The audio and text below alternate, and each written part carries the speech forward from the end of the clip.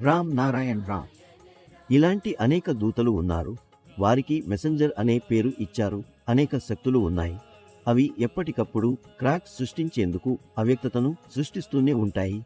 ఆ అవ్యక్తత పనిచేస్తే అది ప్రతికూల శక్తి లేదా చెడుబలం అవుతుంది. అవి నిన్ను ఎప్పటికప్పుడు అలా కారణాల మధ్య ఉంచుతాయి. అందువల్ల జన్మజాత శక్తి మరియు నిన్ను మధ్య లోతైన విభేదాలు ఏర్పడతాయి. కానీ ఈ శక్తి జన్మజాత శక్తిపై ఎలాంటి పని చేయదు. అవి ఎవరైనా తీసుకుంటే ఆ వాటిపై మాత్రమే పనిచేస్తుంది. ఈ మెసెంజర్లు టీబీ లేదా పాక్స్ వ్యాధి బ్యాక్టీరియాలకు సాదృశ్యంగా ఉంటాయి. అలాగే చాలా బ్యాక్టీరియాలు మన శరీరాన్ని దాడి చేసి దాన్ని నాశనం చేస్తాయి.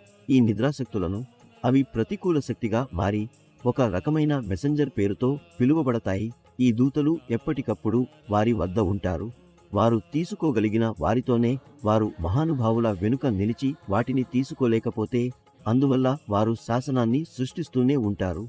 ఇది కూడా ఒక నియమం. తుఫాన్ వస్తున్నా లేదా వాతావరణం వేడి అయ్యింది, అగ్ని అంటుకున్నా లేదా మరో వైపు నుంచి గాలి సహాయం చేస్తూ ఉంటే ఇది కూడా ఒక నియమం. ఈ విధంగా ఆధ్యాత్మికతను కూడా సులభంగా చేరలేము.